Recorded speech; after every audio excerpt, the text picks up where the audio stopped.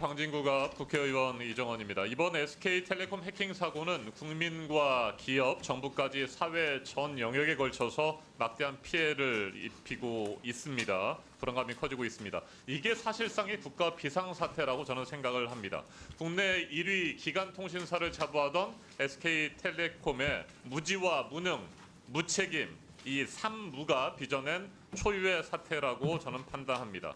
SK텔레콤은 사고 발생 초기부터 대처와 공지, 사과 등 또 현재 진행하고 있는 유심 교체 조치까지 전체 대응에 있어서 크고 작은 문제점들을 총체적으로 드러냈습니다. 국민들의 불안과 분노가 하늘을 찌르고 있습니다.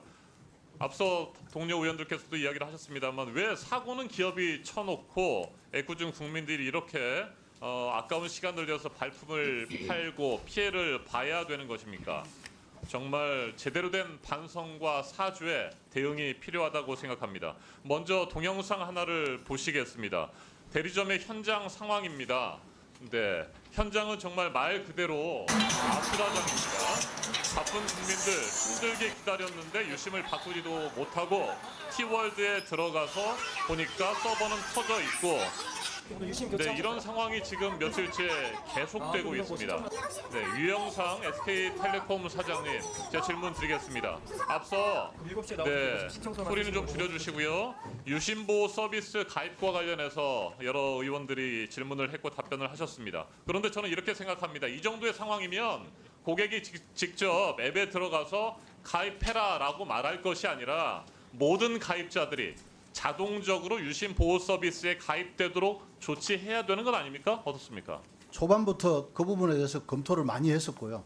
그다음에 검토만 할 것이 아니라 그렇게 해야 되는 겁니다. 네, 그렇게 했을 때 생길 수 있는 부작용이 저희가 알 수 없을 정도의 예를 들어 통신망 전체가 다운될 수 있는 그런 리스크가 그래서 있다라고 봤기 때문에 자발적으로 가입한 사람들만 피해를 보상하겠다라고 하는 원칙 아직까지도 현실 인식이 부족해요. 그거는 아닙니다. 네, 됐습니다. 예. 제가 봤을 때는 그래요. 모든 가입자들이 자동적으로 유심 보호 서비스에 가입될 수 있는 방안을 찾아보십시오. 지금 우려하는 그에 따른 부작용보다도 이걸 유심 보호 서비스에 가입이 안 되거나 아니면 유심을 교체하지 못한 사람들에 대한 피해가 더 엄청나게 클 수 있다는 거 결코 잊지 마시기 바랍니다. 예. 그리고 유심 교체가 시작된 이번 주 월요일 모바일 T월드 사이트 접속자 폭증으로 서버가 터지고 고객들은 큰 불편을 겪어야 했습니다. 이것도 저희가 영상을 하나 준비했는데 저희 의원실에서 월요일에 직접 접속을 해본 시연 영상을 한번 보여드리겠습니다. 플레이해 주시고요. 이날 유심보호 서비스 가입자, 유심 교체를 위한 예약자가 한꺼번에 몰려서 서버가 터지고 접속이 지연되는 모습을 보였습니다. 유심 교체 시간이 오래 걸리니까 SKT에서는 유심 보호 서비스 가입 안내 문자 하나 보내왔고 이것도 앞서 제가 말씀드린 것처럼 가입하러 가기 버튼을 누르면 대기 인원이 52만 명, 대기 시간 145시간이라고 합니다. 이게 말이 됩니까? 그러면서 그로 인한 피해가 우려된다고 하면서 가입자에 대해서만 피해를 보상하겠다라고 하는 어처구니없는 답변을 하고 있는 현실 인식에 분노하지 않을 수 없습니다. 저희 의원실이 지인들과 인터넷 커뮤니티, 유튜브, SNS 등을 살펴봤습니다. 온 오프라인 여론을 종합해서 모니터링한 결과를 좀 저희가 요약을 해봤습니다. 우리 국민들이 느끼는 핵심 분노 포인트는 크게 4가지입니다. PPT 파일 보면서 먼저 설명드리겠습니다. 첫 번째, 네, 해킹 후 고지까지 수일이 걸렸습니다. 나흘이 지나서야 일반 가입자들이 그 사실을 알게 됩니다. 자, 4월 18일 최초 해킹이 발생했죠. SKT가 인지한 이후에 나흘이 지나서 4월 22일이 되어서야 SKT는 고객들에게 해당 사실을 처음으로 공개했습니다. 해킹에 따른 실무적이고 기술적인 조치는 하더라도 대국민 공지를 빨리 했어야 되는 건 아닙니까? 더군다나 늦은 공지에도 불구하고 SKT는 고객들에게 문자 하나 제대로 보내지 않았습니다.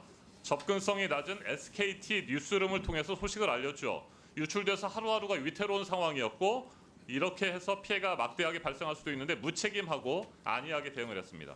JTBC 뉴스룸도 아니고 SKT 뉴스룸에 올리면 이게 고객들이 어떻게 합니까? 이게 말이 된다고 생각하십니까? 일단 제대로 대응하지 않고 국민들에게 가입자들에게 늦게 알린 이유가 뭡니까? 현행 정보통신망법 시행령을 위반한 거예요. 이건 몰랐다고 말한다면 그건 분명 거짓말일 거고 알고도 그랬다면 그 어떤 변명의 여지도 없습니다. 유영상 사장님 답변해 보십시오. 예, 문자 고지 부분은 사실 이렇게 그 특정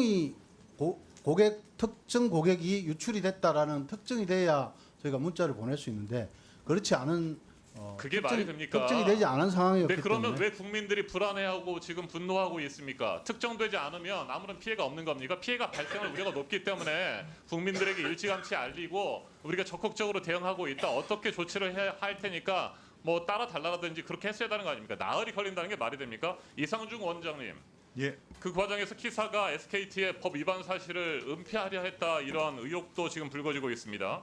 키사에서 자료를 내셨는데 SKT 신고서 내 인지 시점에 SKT 내부 결정권자에게 보고한 시점인 20일 오후 3시 30분을 추가 기입했다. 뭐 이런 해명들을 하고 있는데 이게 도대체 무슨 말입니까? 저는 아무리 읽어봐도 모르겠고 이 SKT 내부 결정권자를 누구를 말하는 겁니까? 답변해 보십시오. 이상중 원장님. 예, 뭐 저희들한테 신고 들어온 거는 4월 20일 16시 46분에 정확하게 신고가 접수됐습니다.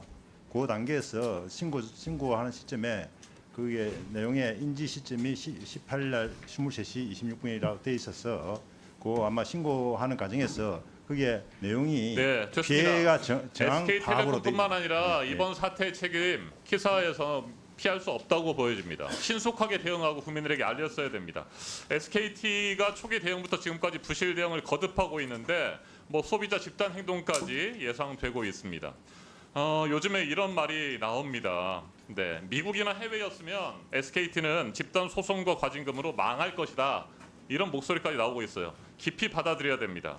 2019년에 미국 연방거래위원회 메타의 이용자 개인정보 유출 사태와 관련해서 50억 달러, 5조 9천억 원의 벌금을 부과했습니다.